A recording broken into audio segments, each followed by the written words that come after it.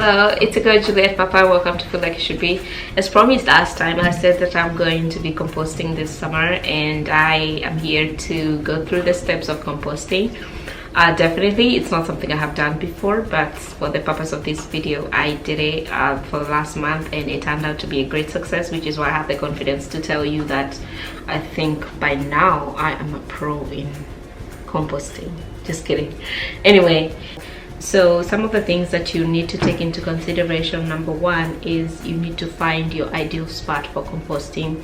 Personally, I do live in the city and I do not have much space to work with, so if you are going to do this, you definitely need to find a spot within your home that has less human traffic, and it's also shady and dry. So I chose a compost bin. Because that way I'm going to be able to manage the smell, and also be able to control everything that I'll be putting in there, and also maybe the like pests and rodents that may come, because I mean food waste does attract a lot of things that you definitely don't want in your home environment. So choose your ideal spot and make sure it's a place that has less human traffic, and also one that is convenient for you. It doesn't get in the way of your daily operation. So again, prepare to build your pile. So you definitely need plenty of carbon sources and plenty of nitrogen sources, and to be able to make a good compost you need a 4:1 carbon nitrogen ratio. I don't mean to make this sound complicated, but basically you need good or lots of carbon sources, and that could include recycled paper material, sawdust, mulch, dried leaves, or whatever kind of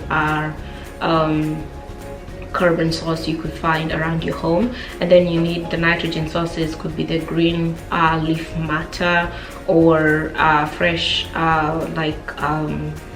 flower cuttings. It could be all the food waste, including fruit peelings, vegetable peelings, and stalks and all that. So remember that to build your pile and to make a successful compost, you need to have a 4:1 carbon to nitrogen ratio. And then another thing that you do need is to enhance the process of decomposition, because that's what makes it possible to build a compost. You need to have a moist environment. So every single day you turn or rotate your compost bin or the pile itself, you need to moisten it, and water is basically the source of moisture. Also make sure that the place that you are having your compost, it could be the bin, it could be the pile, it is hot. You could cover with like a polythene bag to mimic very hot and humid weather conditions. Another thing that I found very useful, because I tried this before, obviously I came to you guys to tell you how to compost.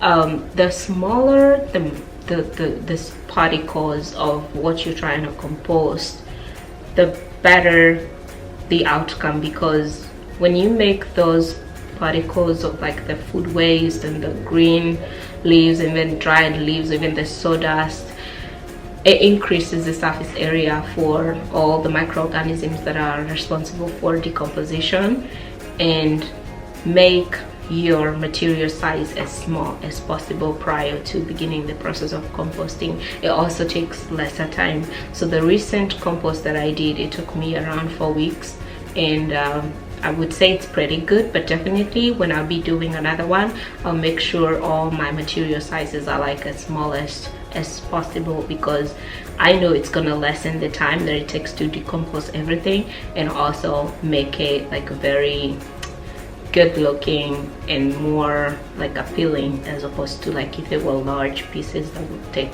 forever to decompose. One thing that I came across that I haven't tried, but I'm definitely gonna try this time around, is trying like a compost accelerator. And basically when I was reading, I came across this. It's basically you need like ammonia, and you also need sugar sauce, and you also need what was the last thing, a beer.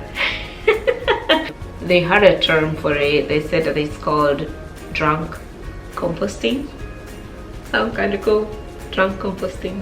So if you grow vegetables out of the trunk compost, your vegetable come out high. So to speak. I'm kidding.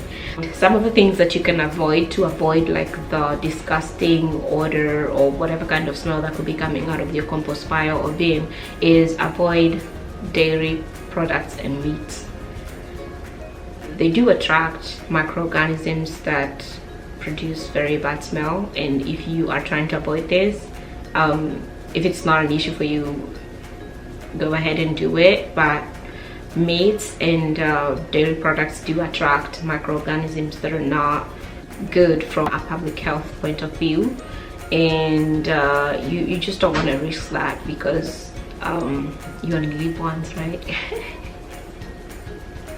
Yeah, so that's something I thought I should let you guys know, that if you don't want the smell and also the risk of like maybe like getting sick from all that.